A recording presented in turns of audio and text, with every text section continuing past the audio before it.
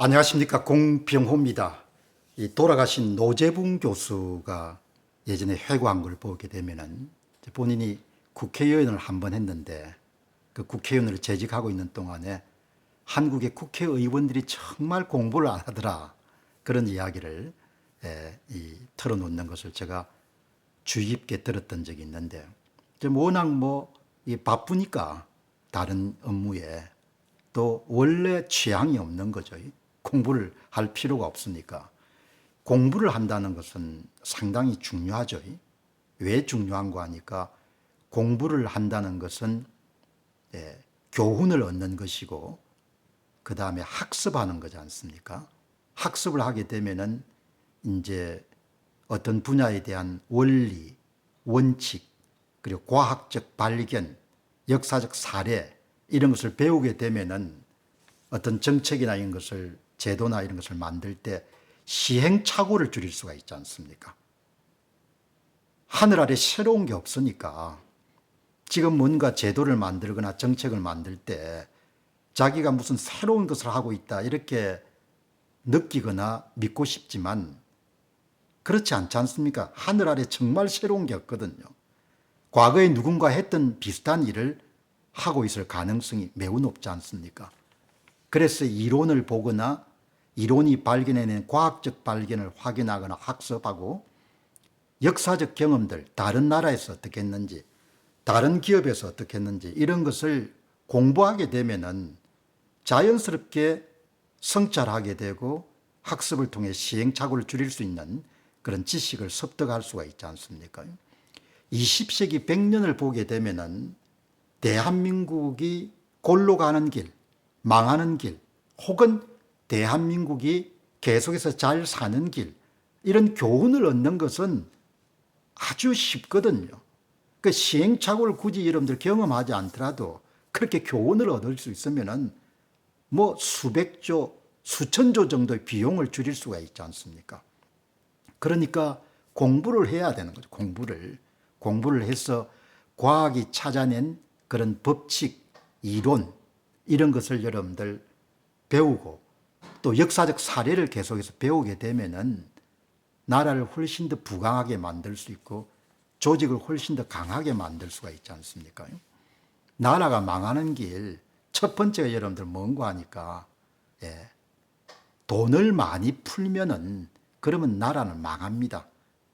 그러니까 돈을 풀어서 경제를 살릴 수 있다, 이런 회계망측한 주장을 정치인들이 자주 하는데 돈을 풀어서 여러분들 절대 나라를 살릴 수가 없거든요.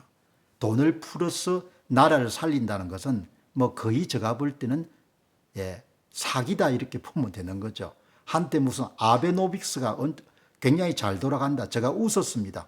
돈 풀어서 어떻게 나라가 살리고 경제를 살리냐 이야기죠. 나라를 살리거나 경제를 살리려면은 낭비되거나 비효율적인 분야로 흘러가는 자원, 돈을 줄여야 돼요. 그게 바로 구조조정이지 않습니까? 잘라내는 그런 아픔이나 고통을 감수할 수가 없이 손쉽고 쉽고 편하게 돈 풀어서 나라 살릴 수 있다, 이렇게 하면 어김없이 망하는 겁니다. 그럼 두 번째는 뭐냐? 여러분, 두 번째는 그냥 공공부분 늘리게 되면은 그러면 망하는 겁니다. 세금에 빨대를 대고 먹고 사는 사람 숫자 늘리게 되면은 그럼 자동적으로 나라는 망하게 되는 거죠. 그 세금을 확충하기 위해 가지고 더 많은 조세, 준조세를 여러분들 때려야 되기 때문에 생산활동을 위축시킬 수밖에 없고, 그 다음에 그렇게 여러분들 불어난 공공 분야의 사람들이 또 사기업을 억압하는 정책이나 제도를 만들어낼 수밖에 없거든요. 공무원이 늘어나게 되면 본인도 뭔가 해야 되니까 뭔가를 해야 되는 일을 만들어낼 수밖에 없는 거거든요. 제 기억이 정확하다면은 제가 한참 연구소에 활동하던 시기에 외환위기 이전에 여러분 한국의 공무원 수는 90만 정도로 제가 기억을 하는데 지금 아마 140만 정도 늘었을 겁니다. 이 문정권에서 한 30% 정도 늘렸으니까 거기에 낭비되는 예산은 직접 비용이고 그 늘어난 공공 부분이 사기업을 여러분들 제어하거나 방해하는 것이 간접 비용이겠죠. 그러나 간접 비용은 추계할 수 없고 직접 비용만 추계하는 거죠. 그래서 이런 공공섹터 늘어나게 되면은 그냥 그 나라나 이런 데는 회사로 치게 되면은 지원 부서가 늘어나게 되면은 그냥 어려워질 수밖에 없는 겁니다. 그게 두 번째죠. 그 다음에 여러분들 세 번째는 그 사회 구성원이나 그 조직의 구성원이 일을 더 열심히 안 하면은 그러면 몰락할 수밖에 없는 겁니다. 일을 권하는 사회가 아니고 일을 하지 않는 것을 권하는 사회, 그런 제도나 정책을 수용하게 되면은 어려워질 수밖에 없는 겁니다. 공병호 TV가 여러분들 한국 문제를 다루고 나면은 현장에서 직접 중소기업이나 자영업을 운영하시는 분들이 계속 의견을 남기지 않습니까? 가장 크게 타격을 준 것이 최저임금 인상한 거, 자영업에서 돈을 벌 수가 없다는 겁니다.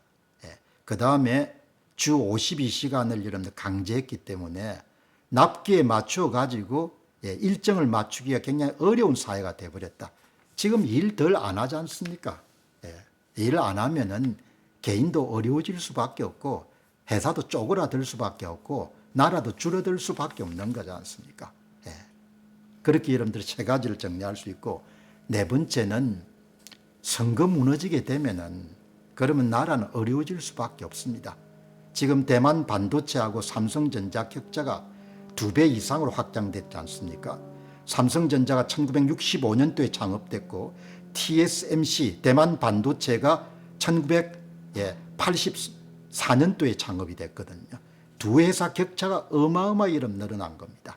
대만 여러분 민주주의를 보려면은 지난 2024년 1월에 있었던 총통 여러분들 선거하고 입법 선거를 보면 되시죠. 완전히 종이 투표하죠. 한 장 한 장 뭡니까? 2번 외치지 않습니까? 표 공개하면서 대만하고 이제 앞으로 계속 격차가 확대가 될 겁니다. 지금 힘들다, 어렵다, 그거 아직 시작도 안 됐습니다. 정치인을 제어할 수 있는 국민의 마지막이자 최종 병기이자 무기인 선거권을 국민들이 다 뺏긴 겁니다. 한국 사람들 관심도 없습니다. 그 비용이 엄청나게 클 겁니다. 그는 삼성전자와 대만 반도체의 지금 격차가 거기에 대한 일종의 시그널, 그냥 경고하고 같아, 이렇게 보시면 되는 거죠. 그리고 또 한 가지는 정부 권력이 비대해지게 되면은, 다르게 이야기하면 정치 권력이 비대해지게 되면 그러면 어려워질 수밖에 없는 겁니다. 정치 권력이 가장 비대해졌던 나라를 치게 되면은 조선도 마찬가지였습니까? 현장의 엔지니어들한테 이리 오너라 그런 사회로 가게 되면은 생산력은 떨어지게 되고 뜯어먹고 사는 사람이 늘어나는 겁니다. 이른바 경제학에서 이야기하는 렌트 시킹 소사이어티, 지대 추구 사회가 되는 겁니다. 경제적 활동 외에 정치적 활동을 통해서 부를 추구하는 사람들이 현저하게 늘어나는 그런 사회로 갈 수밖에 없는 겁니다. 정치 권력이 비대해지게 되면 모든 요소의 정치 원리가 지배하는 거죠. 경제 원리가 지배하는 것이 아니고, 그러니까 취업을 하더라도 회사 내에도 뭡니까? 이제 무슨 해외 주재원 파견하거나 이런 부분에도 실력 순서가 아니고 전부 다 아버지나 친인척의 백을 가지고 이러면 돌릴 겁니다. 지금 베네수엘라 여러분들 국영 석유회사도 마찬가지지 않습니까?